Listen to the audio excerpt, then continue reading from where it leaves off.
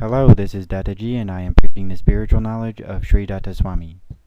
The same Lord came to different parts of the world in different ages to preach the same divine knowledge. All the scriptures of the world are the records of the knowledge given by the same Lord, and hence cannot contradict each other. Yet we find sometimes that there are some glaring contradictions between different scriptures of the world. This is in part due to the fact that the Lord taught the same truth in different ages and places in a slightly different way, so as to suit to the culture and language of the people. This is only an extraneous difference. The essential knowledge is the same. Correct interpretation will remove the contradiction. Sometimes there may be an apparent difference even in the essential meaning.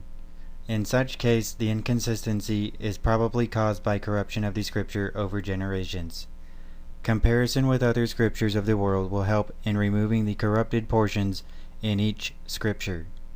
Here it becomes essential to bring in experience as a pramana, or a valid means of knowledge. While comparing contradictory views in different scriptures, the view which agrees with experience should be taken as correct.